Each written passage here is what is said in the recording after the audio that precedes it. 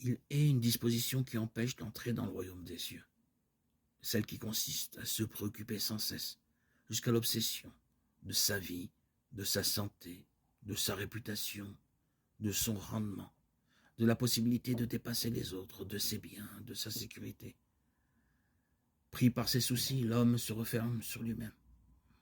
Il passe à côté de la vie.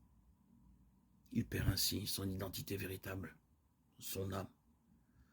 Les faux soucis qui causent la perte de l'âme et de la vraie vie peuvent provenir encore de l'angoisse de laisser échapper l'une des satisfactions que procure l'existence de manquer une occasion. L'on attend trop de la vie et des autres. Cela se traduit habituellement par des réflexions telles que « on a pourtant droit à cela » ou « cela m'est dû ». Jésus veut empêcher l'homme de se faire illusion sur lui-même afin qu'il puisse fonder sa vie sur Dieu et la placer sous la garde de celui qui est le maître de la vie. Lorsque sa vie est ainsi confiée à Dieu, remise entre ses mains, l'homme peut vivre dans la joie chaque jour que Dieu lui donne. C'est toute son attitude intérieure qui est transformée. Il ne se demande pas qui m'offre la vie, mais qu'est-ce que Dieu attend de moi?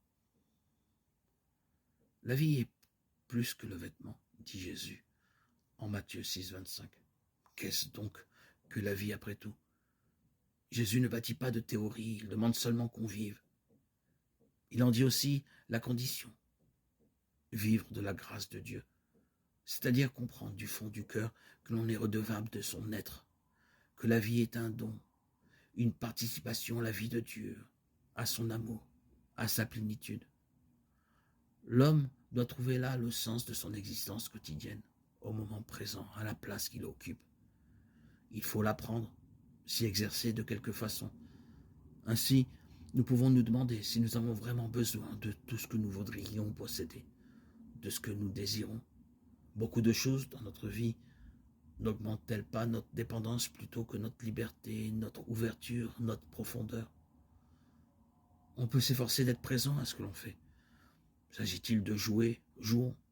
S'agit-il de travailler, de manger, de dormir? Ne nous laissons pas encombrer par trop d'autres préoccupations. Dans les circonstances les plus diverses, il faut savoir se dire « Ne te prends pas trop au sérieux ». Il faut apprendre à rire de soi, avoir de l'humour, un humour communicatif.